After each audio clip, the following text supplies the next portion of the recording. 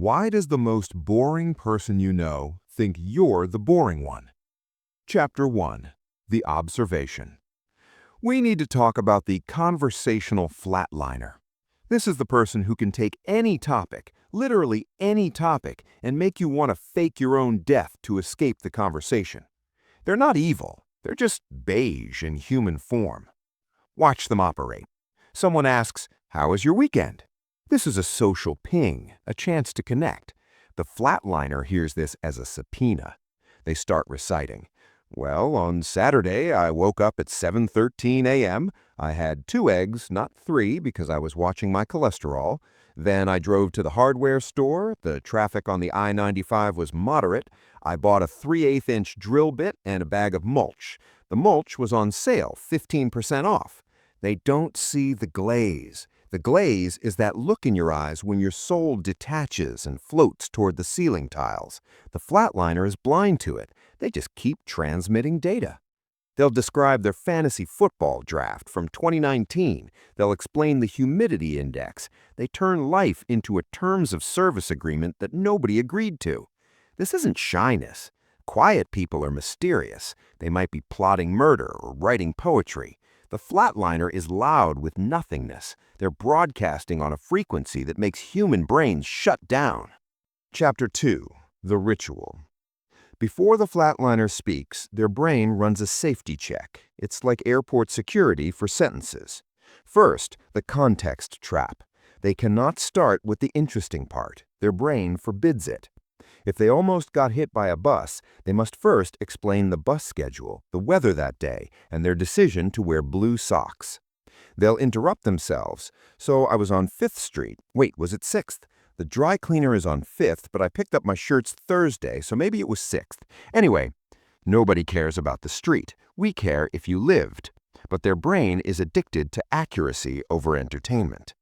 Then the safety filter. They scrub every sentence for spice. If they hated a movie, they won't say it sucked. That's risky. They say the cinematography was competent, but the pacing lacked urgency.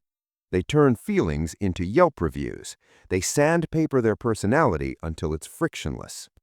They also suffer from mirror blindness.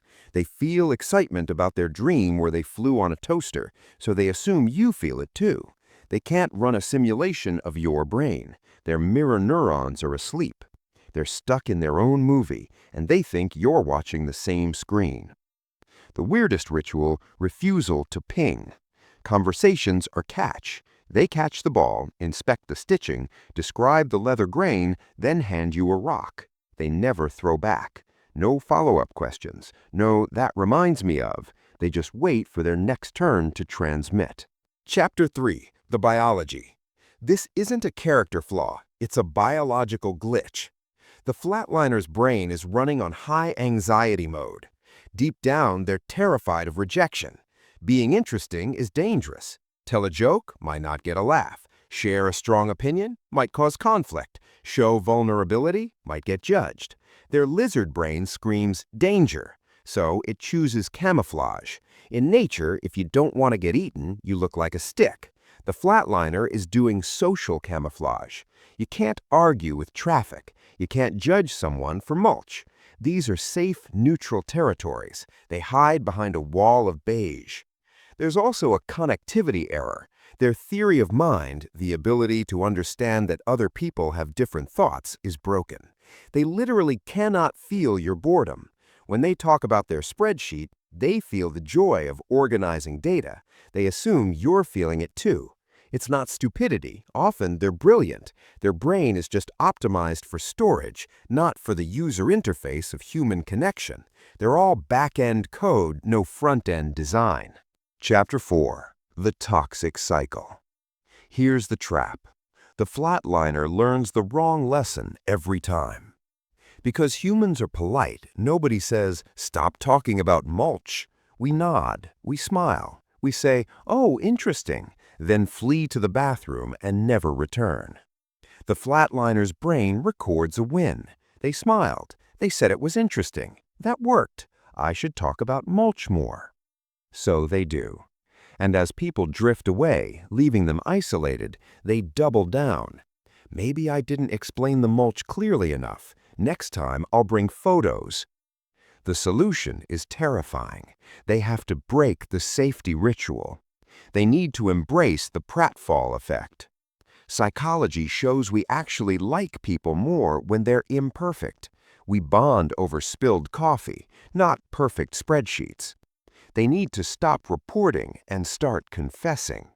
Instead of, I went to the gym for 45 minutes, they need to say, I went to the gym and felt like a sausage in spandex and I hated every second.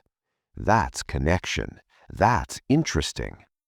But the cycle is hard to break. Facts are controllable. Feelings are messy.